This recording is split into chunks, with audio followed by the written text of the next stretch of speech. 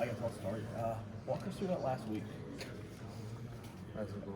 before signing, just how hectic it was. And oh man, it was crazy. You know, I had schools hitting me all day and all night. You know, it came to the last night. You know, Coach Riley, Coach Sweeney, even Coach Elko. You know, they definitely put their last thing in, and it definitely had me thinking to the last second. But overall, I chose the Florida Gators. You were committed to Florida for a year, and then you had 3 other prominent head coaches calling you up right before you're going to sign on the dotted line. Yeah. What was kind of going through your head? Would it take a lot to kind of push you off of Florida? I mean, you were so familiar with them. You've been committed for a year. Take me through your thought process. Yeah, it definitely would have took a lot, especially with A&M since the new coaching staff and all that. But I'm 100% locked into the Florida Gators. You know, it was definitely had me thinking a little bit, but like just prayed and talked to God. You know, just prayed about it really, and then it led me to overall still choosing with the Gators. What was the main message from Coach Riley, Coach Sweeney, and Coach Elko trying to get in there in the last minute? You know, just really go. They tried to like tell me to go with my heart at, like, you know what I mean, try to tell me that, you know, and I feel like I did. You know, I definitely built even great relationships with Coach Elko, Coach Klein even, you know, and just all the other coaching staff. You know, we ended off on good terms, you know what I mean. So I feel like it was good. Seems like USC made the hardest push. Would you say that's fair? Or I'd say Texas A&M. A&M. USC came at the end kind of. They were kind of late on the back end of it, but I'd say when Coach Elko got in, I was the first guy that kind of hit up, you know. But yeah, so I'd say those two. Yeah. What was your relationship like with Coach Elko from his first time at A&M? You know, I really didn't spend that much time with him. You know, he said he heard a lot of good things about me and all that good stuff. But that was actually my first time on the in-home visit. You know, we talked. You know, had a good conversation. But yeah, he's a really good guy. He's gonna really turn that program around. If you were to flip, would it have been A&M, or what were you kind of thinking? Where would No comment. I had to try. Was there any pressure there for you, or no? Not really just pressure, but I just wanted to make the right decision. That's what I had to just pray about it and make sure that Florida was the right decision, because there's a lot of things playing in and playing out of it. Yeah. You sent your letter in first thing the next morning. Yeah. But when did you tell Billy Napier that all that was done? You know what I mean? When did you let him know, hey, it's 100%? I let him know that night. He kind of like around 11 o'clock that night. You know, I let him know that. So yeah, I feel like Coach Napier, man, I'm excited. I just can't wait to learn from him, man. I'm excited, man. So.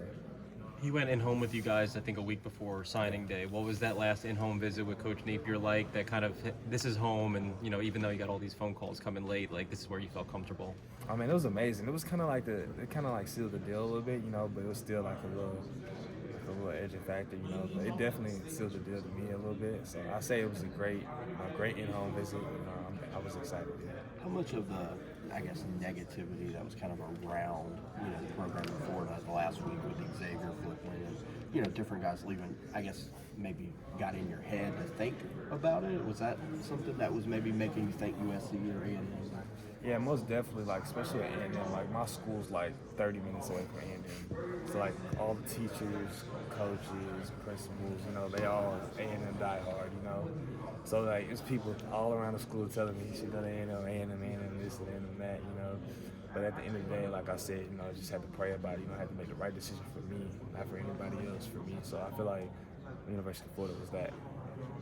So while you were fielding some interest from some other schools that are late, what was Florida's message there those last couple of days? What were they saying to kind of right the ship, to keep you solid, all that's, just make sure everything was still good with you? They really didn't have to sell their pitch or anything. It's just really just building that relationship. They're just letting me know I'm the guy, that they see the future with, and that's huge for me. I'm gonna go somewhere that I wanted. That's the big thing. So yeah.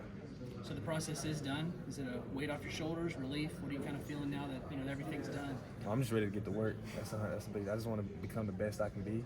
I still got a lot of development left. I just can't wait for this journey. I'm excited. When you're going through it, now you have to look at transfer portal quarterbacks too. How much do you weigh that into factor? And especially it's tough for quarterbacks, especially. The transfer portal it's a good and a bad thing. I feel like it's a little on the bad end for recruits, especially. But I'd say I just gotta worry about what I got going. I just worry about my development. And I feel like if I develop the way I'm supposed to, I feel like everything will take care of itself. You get there right after this game. You're driving straight up there. You got a returning starting quarterback, though. What kind of role? I mean, you talked about before them having packages for you, but what kind of role have they said you're going to have in year one? And, they said I have a lot to do with it. Definitely they'll try to get me in every game or so. That's what they say. But, I just want to come in there and work. I definitely want to try to get that start position. But, if I don't, I just want to learn from Graham, and just grow. That's the biggest thing. I want to be the best college quarterback I can be. So you're not coming in saying, hey, this guy's number one. You're coming in saying it's an open competition. Oh, yeah, that's for anything. I'm not, I'm going out there to compete. I ain't gonna just give it to nobody. But I respect Graham. He's a great quarterback, and I just, can't wait to learn from him. There was a quarterback sitting in this room last year who said he was driving right to games with Jaden Rashada. He didn't. Are you definitely driving to games? Oh yeah, confirm. Oh yes, I'm definitely. Are your bags in your car? Yes, I'm definitely in up there. What's your move-in date? I'm moving. First day of school is January 8th, so I think the 7th, January 7th is my move. Who you rooming with? I'm by myself. Yeah, so I'm by myself. The quarterback by himself. And how sweet.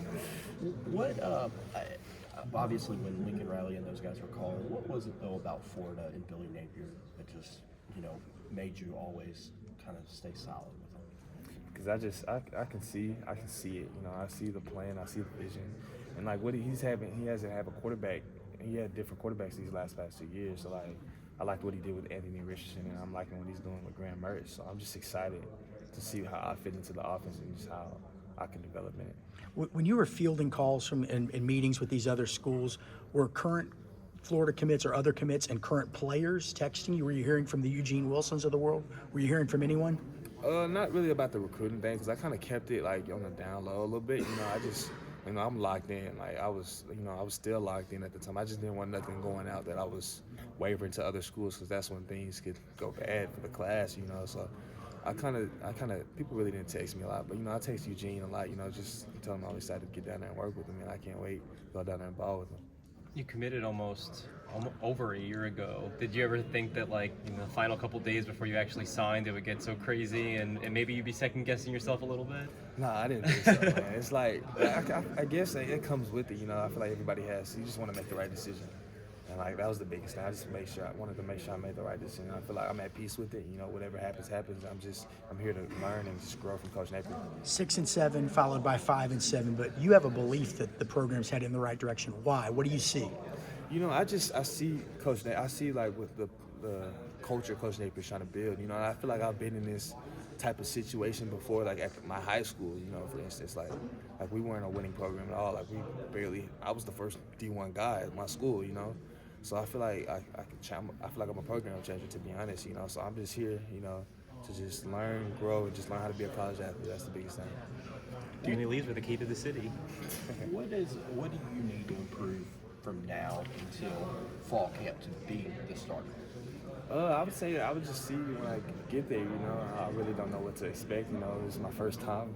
So I'm just really excited. Just to see the speed of the game, just to see and feel. And this is why the UA game is a good kind of test to see, like, because we're playing against the top players in the country. So it's going to be a good little thing here, and I'm excited. But I just want to see competition level, like, and just obviously get to learn the playbook. Yeah.